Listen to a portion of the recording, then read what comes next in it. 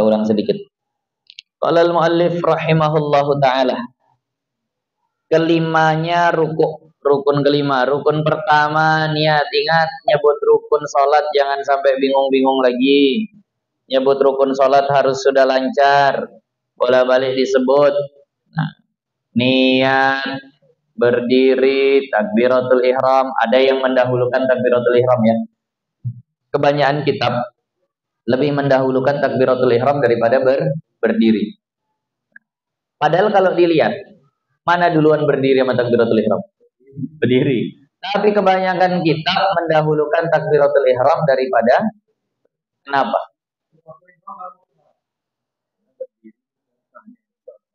Nah, karena kekuatan takbiratul ihram itu lebih kuat daripada berdiri. Karena takbiratul ihram menjadi rukun di salat fardu dan salat sunnah. Sementara berdiri hanya menjadi rukun di salat fardu. Kata ulama itu hikmahnya, alasannya.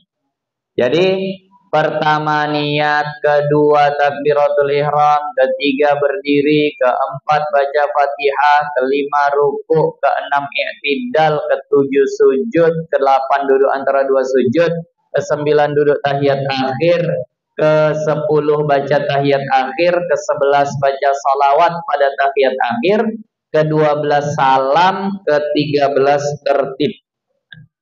Nyebutnya harus sudah lancar. Nah, apalagi yang memang niatnya ngajar. Kalau di sini yang hadir ada guru-guru agama, maka amanah keilmuan tolong disampaikan dengan benar. Nah, karena saya banyak jumpa guru fikih di madrasah-madrasah aliyah tapi nggak ngerti fikih. Banyak madrasah-madrasah aliyah kan ada pelajaran fikih kan gitu, tapi nggak ngerti fikih. Itu banyak yang menyesatkan dari murid-muridnya. Dia sholat aja nggak paham. Nah, itu sangat-sangat bahaya. Kenapa? Karena daftarnya dari UIN, masuk CPNS, jadi PNS, jurusan apa PAI, udah ngajar fikih. Saya tahu bagaimana pelajaran fikih di kampus. Nah, tidak seperti detailnya pelajaran fikih di kampung. Nah, mending belajar fikih di kampung daripada di kampus. Nah, jadi maka yang guru-guru agama ajak ngaji kemari. Guru fikih insya Allah. Ajak ngaji kemari. Walaupun mereka bahasanya lebih bagus. Nah, kalau kayak yang di sini kayak Pak Isa, kalau seandainya mungkin masuk ke madrasah, mungkin kurikulumnya tak paham, bikin apanya lagi namanya lah. Nah, bikin RPP-nya tak ngerti, ya mereka menang di situ. Nah, tapi ilmunya kadang banyak yang tidak ada, tapi ada juga yang alim, ada juga, alhamdulillah. Nah, ini kita masuk yang kelima. Kelimanya rukuk dengan tumak ninah. Maka sekurang-kurangnya bawa tunduk sekira-kira mencapai 2 tapak tangan orang yang pertengahan kejadiannya. Akan 2 lututnya. Jadi minimal rukuk itu nih kalau berdiri tegak, minimal rukuk itu dia membungkuk sampai tangannya bisa menyentuh lututnya. Sampai ukuran tangan bisa menyentuh lutut. Tangan yang dimaksud mana? Batnur rohah. Itu kalau bahasa Arabnya. Yakni perut rohah. Rohah itu adalah telapak tangan tengah tidak ikut jari. Kalau dia membungkuk, dia sentuhkan yang masih bisa menyentuh lututnya jarinya, itu belum memadai. Harus sampai nih, apa ya, bahasa kita telapak tangan nih, telapak jari tangan ya, pokoknya inilah nih bahasa Arabnya rohah. Jadi kalau dia membungkuk, dia coba sentuhkan masih sampai ke jari, belum sampai ke sini, belum bisa ini yang kena ke lutut, belum memadai. Harus nih, paham ya? Kalau berdiri tegak kan orang yang standar, orang yang apa tadi bahasa di sini pertengahan, nah itu standar, tidak akan bisa menyentuhkan tangannya ke lutut. Walaupun dia punya julukan panjang tangan maling. Tapi itu hanya kiasan, bukan berarti tangannya bisa sampai ke lutut ketika dia berdiri. Nggak bisa. Dia harus membungkuk untuk menyampaikan itu. Seukuran apa? Seukuran rohah, telapak tangan yang tidak ikut jari ini bisa nyentuh ke lutut. Bisa dipahami bahasa saya nih. Dan belajar juga untuk memahamkannya ke orang lain. Nah, karena nanti kan mau ngajarkan anak, mau ngajarkan siapa. Kemudian meletakkan tangan ke situ itu hanya sebagai ukuran, bukan sebagai kewajiban. Paham? Ukurannya segitu. Tapi wajibkah meletakkan tangan ke lutut? Tidak. Jadi kalau tangannya mau di belakang, mau di pinggang, mau digantung ke bawah, dia juntai-juntaikan begitu, itu tetap sah rukuknya. Tapi afdolnya dia letakkanlah tangan itu di lutut. Cara meletakkan tangan di lutut memang betul diletak di tempurung lutut, bukan di atas tempurung lutut. Ada kan biasa orang sekalian ganjel, paham? Kan lutut itu agak maju, jadi diletak di atasnya, terganjel gitu. Enggak, ini memang diletak di tempurung lutut. Kemudian jari bukan ke kanan, tapi jari lurus ke bawah. Bukan begini. Saya mau praktek, tapi sama aja nanti nggak kelihatan. Bukan begini ngeletaknya, paham ya? Tapi dia begini. Nah, nanti ada bentuknya seperti ini. Kadang udah sampai telapaknya ke sini, gini kan, ini, ya. Ini. Tapi misalnya gini dia, ininya naik ke atas. Atau dia. Nah, itu kita akan bahas tentang masalah punggungnya. Ini kita bahas tangannya dulu. Jadi tangan ini diletak di tempurung, posisi tangan bukan ke kanan, jarinya itu bukan kan, tapi lurus ke bawah, dan ditafrik. Tafrik apa artinya? Direnggangkan. Tafrikon wasapon. Direnggangkan menengah. Bukan renggang kali begitu, tapi enggak juga rapat, jadi renggang sedikit. Nah, kayak ketika takbiratul ihram. Takbiratul ihram itu diangkat renggang dikit, bukan renggang kali tapi renggang dikit. Paham ya? Ini yang afdolnya. Bukan rukun, sekali lagi bukan rukun yang kita bahas ini. Rukunnya bungkuknya. Nah, kemudian afdolnya nanti itu bahwa disejajarkan pinggang, punggung, tengkuk. Pinggang, punggung, tengkuk. Apa ini? Iya, tengkuk. Jadi kepala agak diangkat sekedar bisa ngelihat tempat sujud. Tapi kalau bisa rata. Seperti satu papan yang kalau dituang air, airnya nggak sampai netes ke bawah. Nah, kalau bisa jangan dipaksa sampai merinding menahankan perihnya asam urat di pinggang. Dia semampunya. Nah, tadi. Tapi udah tahu batasan rukunnya ya. Itu batasan rukunnya seperti itu. Nah, sampai di situ walaupun dia agak mendorong, nggak masalah. Tidak menjadi, tapi kurang pahala, itu aja. Walaupun agak begini, tapi tangannya nyampe. Nah, ataupun terlalu menunduk, maka itu juga sah. Nah, jadi maka nanti kalau dalam kitabnya Anatul Talibin makruh kalau seandainya hanya memadakan ukuran minimal tadi itu ya, tangan itu makruh. Juga makruh kalau mubalaghah dalam rukuknya. Jadi kalau bisa yang ngerti matematika sudut siku-siku 90 derajat. Kalau bisa. Kalau enggak sudut tumpul pun jadi. Kalau berlebihan sudut lancip pun masih sah. Kakinya yang dipegang bukan lutut tapi mata kaki misalnya. Terlalu ke bawah. Nah, itu makruh. Alhamdulillah. Kalau punya usaha itulah saya praktekkan bagaimana nanti. Ini kan. Kita bisa ratakan seperti itu, maka gini darilah. Cuma kan saya kan tak tahu lurus tidak. Nah, makanya kalau seandainya mau tahu, itu minta difotokan sama istri. Nah, atau depan cermin. Beda-beda. Kalau rasa kita nggak tahu. Ini udah lurus nih, kata istri belum. Ini udah, diingat. Kalau Pak Isa ini kurang tunduk, terlalu tunduk. Angkat sedikit lagi, begitulah dia. Kurang lebih kepala tunduk sedikit. Udah diingat tuh Pak Isa. Begitulah rasanya. Itu direnggangkan. Nah, nah, jadi diingatlah sampai saat itu. Nah, jadi itu adalah minimal. Nah, tapi kalau afdolnya yang tadi dipraktekkan. Nah, kemudian dan jangan dikosot dengan ruku akan yang lainnya. Jangan dikosot dengan ruku akan yang lainnya. Udah kemarin kita jelasin ya. Bergerak turunnya memang harus untuk ruku, jangan untuk yang lain. Kalau yang untuk yang lain nanti nggak sah. Wajib balik lagi ke atas. Wajib balik lagi ke atas. Ada tawon, ada apa, dia membungkuk, kemudian wajib balik lagi baru ruku yang beneran. Seandainya ada orang sudah sujud, lalu dia lupa, aku udah ruku belum ya?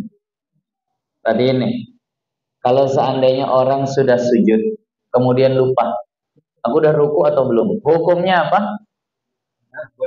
Udah atau belum hukumnya? Belum. Hukum masalah ragu, kalau masih di tengah-tengah ibadah, maka hukumnya belum. Tapi kalau udah selesai ibadah, maka hukumnya sudah. Kalau udah salam, assalamualaikum warahmatullah, assalamualaikum warahmatullah. Tadi rakaat terakhirnya aku udah ruku atau belum ya? Hukumnya sudah, karena udah selesai. Tapi kalau masih di dalam ibadahnya, lagi sujud nih, aku udah ruku atau belum? Maka hukumnya belum. Maka kalau dia sholat sendiri, apa yang harus dilakukan? Wajib balik. Baliknya gimana? Nah, harus berdiri lagi, baru kemudian ruku. Bukan dari sujud langsung ke ruku, enggak. Tapi harus berdiri lagi, kemudian ruku. Nah, jelas ya. Itu tadi. Nah, kalau seandainya kita jadi makmum, ikut terus sama imam, nanti di akhir tambah 1 rakaat. Kalau seandainya kita jadi makmum, aku tadi udah ruku atau belum ya? Kalau jadi imam, tetap wajib balik. Masalah makmum biar dia mikir sendiri. Ini kenapa imamku balik berdiri? Baru sekali sujud kalau udah balik berdiri. Subhanallah, tak bergeming. Subhanallah, tak bergeming. Dah mufarokoh. Habis itu baru konfirmasi. Mam, tadi sujud baru sekali kok balik berdiri. Kok udah langsung berdiri? Aku tadi lupa. Perasaanku belum ruku. Nah, perasaanku belum ruku. Makanya kalian subhanallah kan pun, ya aku ngerti kalian subhanallah itu apa. Jadi kalian tadi kayak mana? Mufarokoh. Kalau gitu pas. Nah, itu tadi. Kalau begitu pas. Nah, jelas deh ya. Nah, malam baru kejadian. Jadi kami buat program ini kan aula lagi dibenerin nih. Aula lagi dibenerin, jadi kami salat 5 waktu itu ke masjid dekat pondok. Nah, Al-Hikmah. Semalam Jumat subuh santri ke situ. Saya baru pulang dari Kuala Tanjung saat itu saya agak telat. Saya sampai ke masjid udah selesai mereka salat. Nah, laporan terjadi marah-marah orang masjid. Kenapa? Kami sujud tilawah. Orang tuh tak tahu. Jadi saat itu kan memang Jumat, mereka baca surah Sajdah, mereka sujud tilawah. Wah, semua subhanallah, subhanallah. Padahal santri udah pada sujud semua, tak percaya orang sama santri. Subhanallah, subhanallah. Ada sebagian yang ikut sujud. Nah, ada sebagian yang ikut sujud subuh Jumat. Nah, jadi saat selesai, nah Arimlah juga yang akhirnya minta maaf, mohon maaf Pak. Tapi untungnya pada agak banyak yang lapang hati lah. Mohon maaf Pak, kesalahan kami tak nyampaikan. Nah, jadi tadi itu sujud tilawah. Jadi baca ayat sajadah, maka kemudian langsung sujud. Ada bapak tadi yang tak ikut sujud. Oh, banyak yang tak ikut sujud. Maka salatnya tak sah, harus diulang. Alhamdulillah pada mau ulang. Paling ada 1-2 orang aja udah merajuk ulang. Udah merajuk ulang. Marah-marah. Jadi itu tadi lah. Artinya kalau seandainya mau, tapi ada juga yang ikut. Nah, ada yang ikut juga. Jadi tanya juga, Bapak ikut. Kenapa? Ya, masa santri bodoh semua katanya. Gitu. Pasti ngerti lah orang nih. Nah, jadi maka artinya kalau seandainya kita ada ilmu, kita bisa duga-duga ini imam dari subhanallah. Ini bukan dia orang yang tuli. Tapi kenapa dia tak bergeming? Berarti ada masalah yang terjadi pada dirinya. kita raba-raba mana kira-kira masalah yang terjadi pada diri. Mungkin lupa Fatihah, mungkin lupa ini itu segala macam. Nah, itu berat kan kalau kejadian.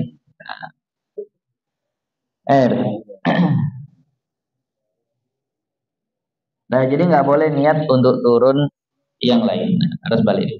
Ini berlaku untuk semua gerakan ya, yang seperti ini. Iktidal pun nanti begitu, sujud pun nanti begitu. Kalau seandainya dia udah ruku ke iktidal, tapi niatnya karena ada yang mengejutkan dia, lewat ular di depannya dia lagi ruku, kebangkit deh. Adalah sekalianlah untuk iktidal, tidak boleh. Wajib dia balik lagi ruku, baru kemudian iktidal. Nah, jelas insyaallah. Nah, ya. Ya.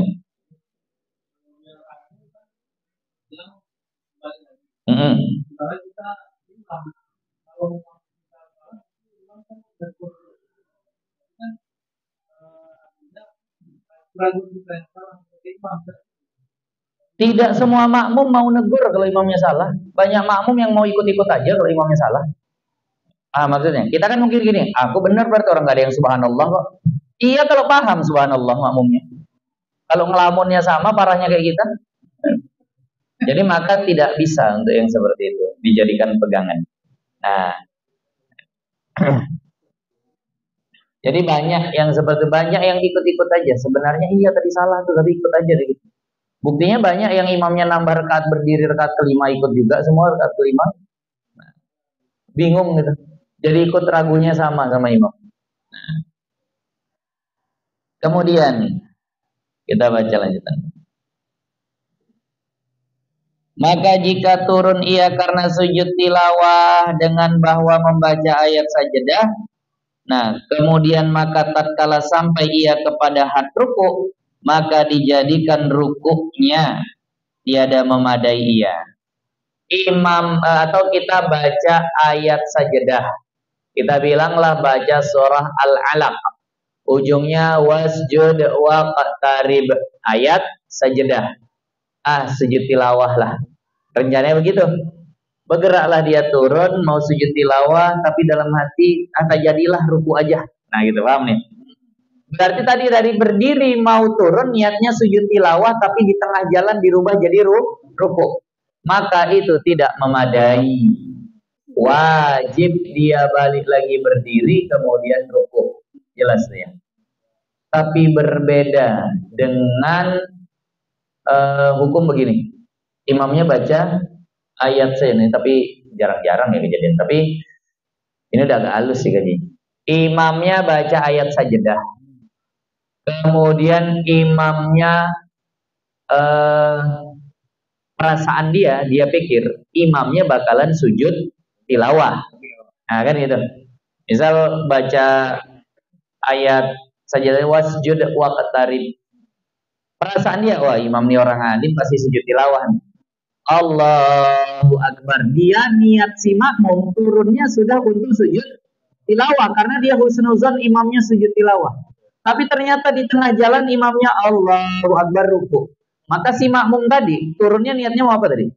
Sujud tilawah. Nengok imamnya ruku, dia rubah jadi ruku. Pertanyaannya makmumnya sah nggak di ruku? Di sini karena ada mutaba'ah, karena ada harus ikut imam, maka Imam Romli, ada beda nih, Imam Romli katakan sah, tapi Imam Ibnu Hajar ikut kepada gurunya Syekh Zakaria Al-Ansari mengatakan gak sah, wajib balik lagi dia, baru turun. Jadi situ ulama beda. Kenapa? Karena dia tadi turunnya mau sujud tilawah, walaupun dia makmum. Tapi kata Imam Romli, ada mutaba'ah, ada mengikut imam, maka sah. Paham ya pembahasannya? Maka dia kembali berdiri dulu menurut Imam Ibnu Hajar. Sujud. Kalau seandainya imam ruku, kalau seandainya dia sudah sujud sampai itu dia balik lagi. Nah, wajib berdiri lagi. Kalau udah kayak gitu. Jangankan udah sampai sujud, sebelum sujud aja dia udah ikut ruku, dia wajib berdiri lagi. Kenapa? Karena rukunya tadi niatnya untuk sujud tilawah yang dirubah menjadi ruku. Paham itu tadi ya? Maksud cerita ini tadi paham? Enggak, walaupun sampai sujud dia berdiri lagi. Namanya dia belum ruku. Maksudnya? Imamnya ruku, dia sujud. Kalau tangannya udah sampai si makmum, dia sujudnya itu tak dianggap. Paham maksudnya? Jadi dia wajib balik. Wajib balik. Ini kan dia belum ruku nih ceritanya. Dia kan langsung mau sujud. Udah sujud dia. Sementara sujud tilawah itu tidak boleh menyelisihi imam. Imam sujud, kita wajib sujud. Imam tidak sujud, kita haram sujud. Paham? Jadi kalau dia udah sujud pun wajib balik, kemudian rukuk lagi. Mau rukuk pun dia wajib balik, kemudian rukuk lagi. Nah, ibu-ibu paham, Bu? Nggak apa-apa, nanti tanya bapaknya, Bu. Apanya tadi bahasa Ustaz? Tentang masalah sujud tilawah makmum yang berubah. Makanya saya bilang, tak ada dirojihkan. Di Ana cuma bilang dua beda pendapat kita aja. Nggak ada rojih yang mana tak disampaikan. Mungkin di kitab lain ada. Cuma di kitab yang saya baca tak dibahas tentang itu. Nah, makanya saya bilang kajiannya ya agak halus sih gitu. Tapi kan kemungkinan kejadian seperti itu kemungkinan. Nah, tadi. Yang sering kebalikannya. Imamnya sujud, makmumnya ruku. Nah, itu yang seringnya begitu. Nah, jadi imamnya sujud, makmumnya ruku tadi. Jadi maka kalau seandainya kejadian itulah hukumnya. Nah, kemudian kita bahas selanjutnya nih. Kembali kepada qiyamnya supaya turun kepada ruku. Itu adalah hukum tentang ruku. Nah, di masalah ruku nih ada satu hal yang perlu dibahas yang perlu diingat oleh imam, bahwa disunnahkan intizar firruku, dia dianjurkan untuk menunggu saat ruku kalau mendengar ada derap langkah kaki orang masuk ke masjid. Jadi ketika kita ruku Allahu Akbar, terdengar pintu tergeser, terdengar ada orang melangkah, lamakan rukuknya seukuran yang makmum masih sanggup lah untuk menahan. Misal biasa 3 kali sampai 7 kali baca masih bisa lah itu. Supaya apa? Supaya orang yang datang telat ini dapat 1 rakaat. Ini juga ikut kepada baginda Nabi yang nunggu Sayyidina Ali bin Abi Thalib yang menghormati orang tua di jalan. Nah, jadi disuruh nunggu. Ada 2 tempat di mana imam itu disuruh nunggu. Pertama di ruku, yang kedua di tahiyat akhir. Di ruku biar apa? Biar makmum dapat rakaat. Di tahiyat akhir biar apa? Biar dapat jamaah walaupun di ujung-ujung. Lain dari itu nggak usah nunggu.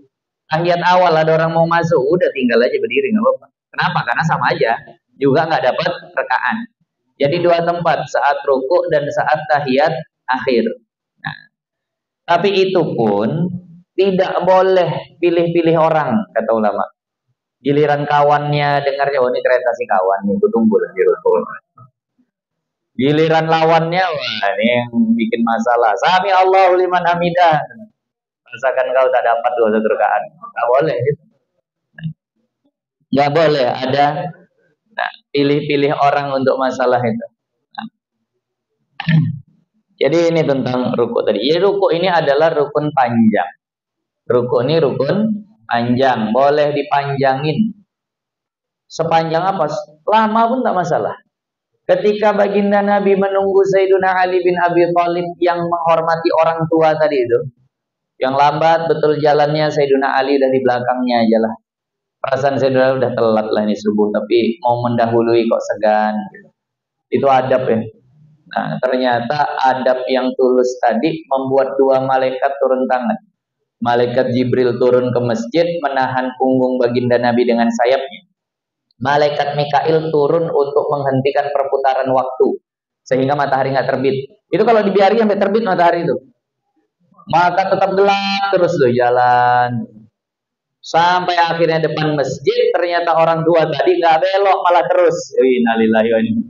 Udah ditungguin, rupanya bukan orang Islam, rupanya orang munafik ataupun orang kafir. Hati-hati Pak, yang udah adzan, ada orang sholat, tetap terus. Kalau jumpa Sayyidina Ali, dianggap kafir. Udah orang sholat nih, naik kereta, udah terus aja gitu misalnya, nggak singgah. hati-hati. Nah, tadi ya. Kecuali memang nanti sana bakalan dapat jamaah juga. Nah, jadi maka ketika itu Sayyiduna Ali masuk, ternyata mendapati Rasulullah masih ruku. Setelah selesai salat, sahabat komentar, ruku kami tadi lamanya kayak salat 4 rakaat. Ruku kami tadi lamanya kayak salat 4 rakaat. Itu tertulis dalam kitab Al-Fawaidul Mukhtarah. Maknanya ruku memang rukun panjang. Mau dipanjangi nggak masalah. Nah, nanti ini penting. Mengetahui mana rukun panjang, mana rukun pendek ini perkara penting. Untuk masalah Fatihah, Masbuk, Muafik, dan yang semisalnya. Itu di sini nggak ada begitu kita bahas ya.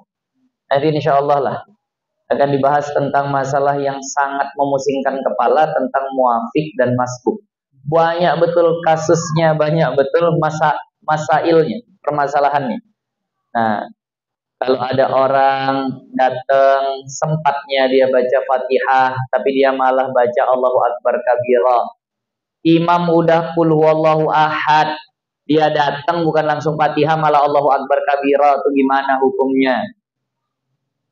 Kemudian ada orang sempatnya dia baca Fatihah, nah, panjangnya dia baca Fatihah, tapi dia ngelamun, kemudian imamnya ruku, itu gimana kasusnya lagi? Banyak lagi hal-hal yang lainnya. Kalau ada orang masbuk, dapatnya sudah 4 ayat Fatihah, imamnya ruku, tapi dia rasa sedikit lagi ini, 3 ayat lagi, terus sambunglah. Baru dapat 2 ayat imamnya bangkit, tuh kasus gimana lagi? Sangat-sangat banyak masail tentang itu. Nanti insya Allah ada satu pertemuan khusus kita bahas itu. Saya bahas sama santri 2 atau 3 pertemuan tuh. Dan itu pun mereka masih banyak yang nggak paham. Karena begitu banyaknya permasalahannya. Nah. Dan keenamnya i'tidal. Dan rukun yang keenam adalah i'tidal. Dengan tumakninah. Dengan tumakninah. Padanya tumakninah ingat. As-sukun ba'dal harakah. Diam setelah bergerak. Ukurannya ulama banyak beda-beda. Ada yang mengatakan selama tidak dianggap gerakan berikutnya lanjutan dari gerakan yang pertama. Allahu Akbar, sami'allahu liman hamidah, itu masih melanjut tuh. Tapi kalau udah Allahu Akbar, sami'allahu liman hamidah, udah beda antara gerak pertama dengan kedua, udah cukup lah itu. Ada yang mengatakan biqadri subhanallah, ada yang mengatakan dengan kadar subhanallah. Allahu Akbar, subhanallah, sami'allahu liman hamidah, nah, gitu. 1 detik lah dia. Orang bilang subhanallah 1 detik. Nah, jadi memang halus betul. Ada tapi pendapat yang mengatakan harus seukuran surah Al-Ikhlas. Oh, ini panjang betul. Nah, tapi itu pendapat tidak kuat. Yang mu'tamad tadi. Yang 2 sebelumnya. Dan jadi harus dengan tumakninah padanya, pada i'tidal maksudnya. Maka i'tidal itu kembali kepada barang yang ada ia dahulu daripada ruku. Barang yang ada ia dahulu daripada ruku. Sebelum ruku ngapain? Berarti i'tidal kembali berdiri. Nah, tadi ada orang yang memaknakan kembali seluruhnya, bukan hanya posisi kaki, badan, dan kepala, tapi juga posisi tangan. Sehingga ada yang i'tidal, posisi tangan pun kembali seperti sebelum ruku. Di mana sebelum ruku tangan? Maka ketika i'tidal sami Allahu liman hamidah. Batal nggak kalau salat gitu? Nggak batal. Bahkan ada beberapa ulama Syafi'iyah yang menyunahkan seperti itu. Tapi menurut Imam Nawawi yang masyhur menurut ulama Syafi'iyah irsal ke bawah turun. Tapi kalau ada yang lipat udah biarin aja. Nggak usah diajak ribut. Nah, karena ada yang mengatakan begitu. Bahkan Syekh Syafi'i Hazami mengatakan bagi orang yang tangannya goyang-goyang, itu hendaknya dia lipat di dadanya ketika i'tidal. Karena ada orang yang kalau i'tidal, sami Allahu liman hamidah, ada rintangannya kata Pak Isa. Kayak ondel-ondel tuh, goyang-goyang aja gitu, nggak ada tulangnya nih. Nah itu bagi orang yang tangannya suka begitu, itu kalau 3 kali gerakan berturut-turut kan batal. Kanan kiri masing-masing bergerak, udah sekali hitungnya 2 jadi 2, balik lagi 4 jadi nanti batal salatnya. Nah bagi orang yang tangannya bangsa bergoyang begitu, sami Allahu liman hamidah. Kan kalau udah tidak ada tak mungkin goyang-goyang lagi sama dia. Jadi ini kata Syekh Syafi'i Hazami lebih aman bagi orang yang seperti itu. Entah kenapa suka kali bergoyang-goyang. Nah, kan tak usah tentang itu tadi ya. Karena ada sami Allah liman hamidah dilepas bagi akan. Itu ada sami Allah liman hamidah. Nah, kalau itu saya tak tahu mana yang lebih afdal. Nggak ada dibahas. Yang jelas pokoknya dibalikkan. Nah, kemudian tentang kuat dalilnya. Jadi ada mengatakan lebih kuat ini karena mengambil yang terdekat dahulu. Makanya yang lebih bagusnya bersedekah. Makanya memang ada yang berpendapat begitu, tapi dalam kitab At-Taqrirat yang masyhur, yang banyak difatwakan dan banyak diamalkan ulama, kita tahulah bahwasannya ulama juga baca. Mana di antara ulama yang mengamalkan dikembalikan ke situ jarang kita lihat. Ulama-ulama kita yang bahkan fikihnya kuat, Syekh Nuruddinnya, Syekh Yasin Al-Fadaninya, semuanya itu jarang kita lihat balikkan tangan ke situ. Ada. Nah, Buya yang dari Aceh, yang sering bukan, yang orang-orang Medan, yang sering bantai Wahabi. Buya Syarifuddin. Beliau saya lihat salat agak dibalikkan ke depan. Sami Allahu liman hamidah, beliau agak lipat, tapi tidak setinggi ketika sedekap yang mungkin masih jaga juga lah, atau terlihat agak. Jadi beliau saya pernah lihat sami Allahu liman hamidah tangannya ke depan. Ya nggak ada masalah. Nah, tapi yang masyhur adalah diturunkan ke bawah. Nah, mungkin ada yang mengamalkan turun kemudian lipat supaya dapat dua-dua. Tadi udah turun aku, ini aku udah lipat juga nih. Mungkin biar dapat dua-dua. Allah alam. Nah, yang saya baca tidak tahu apakah ada seperti itu. Mudah-mudahan ada. Nah, supaya semuanya dapat pahala. Nah, jadi tentang ya tidak. Dan jangan dikosot dengan dia akan yang lainnya. Sama kayak tadi rukuk, jangan diniatkan yang lain. Maka jikalau diangkat kepalanya daripada rukuk sebab terkejut daripada sesuatu, tiada memadai iktidalnya, maka hendaklah ia kembali kepada rukuk dan diangkat kepalanya bagi iktidal. Itu tadi. Tapi ada yang mengatakan jangan pakai tumak ninah kalau rukuk pertamanya udah pakai tumak ninah, supaya tidak terkesan 2 kali rukuk. Paham maksudnya? Nah, ini udah rukuk. Udah subhana rabbiyal azim wa bihamdi subhana rabbiyal azim wa bihamdi lewat ular. Bangkit deh. Sah enggak ini untuk iktidal? Enggak, maka dia balik, langsung balik tanpa pakai tumak ninah. Itu tadi. Jelas maksudnya ya. Biar tidak terkesan 2 kali rukuk.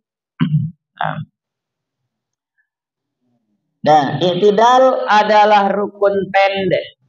Kalau iktidal ini rukun pendek. Nggak boleh dipanjangi kecuali pada iktidal rakaat terakhir.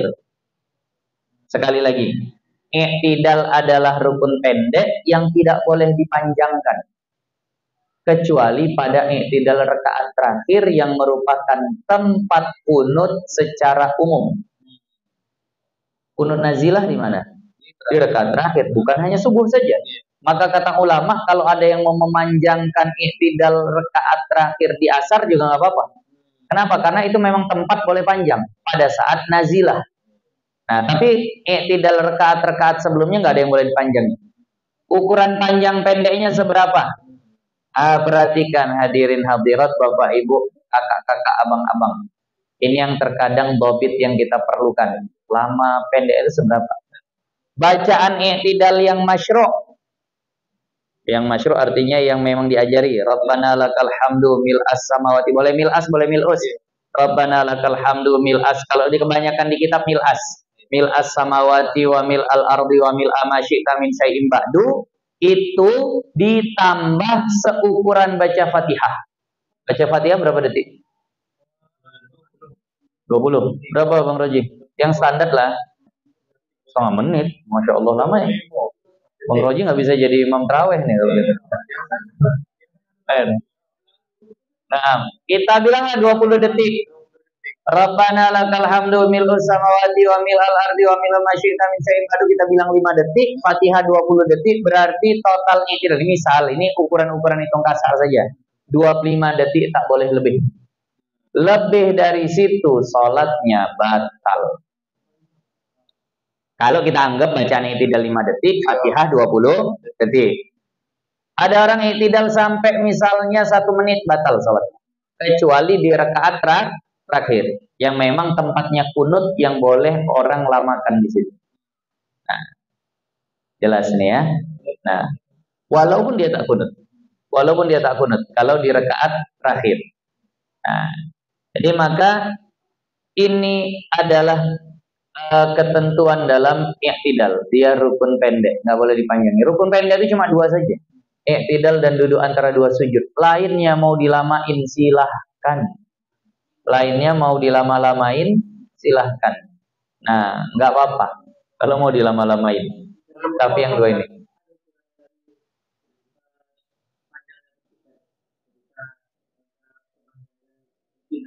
I'tidal tak ada. Ruku itu bebas mau lama. Kalau seandainya kosong dia aja ngelamun itu sah, tapi yang nggak bagus gitu, karena nggak ada salat itu zikir daripada kosong daripada zikir. Mana? Oh, lebih panjang i'tidal daripada rukuknya. Kalau seandainya nih, rukuknya dia ambil tumakninah aja. Nah, subhanallah, i'tidalnya baru kok terlewat lah. Udahlah kubacakan sempurna ya nggak masalah daripada itu. Artinya tidak sampai ada larangan di situ. Intinya i'tidal ukurannya bukan rukuknya, tapi bacaan masyru' plus seukuran bacaan Fatihah. Nah, itulah dia ukurannya yang boleh dipanjangkannya. Dan ketujuh sujud. Udah 1 jam lebih rendah. Nah, ini akan datang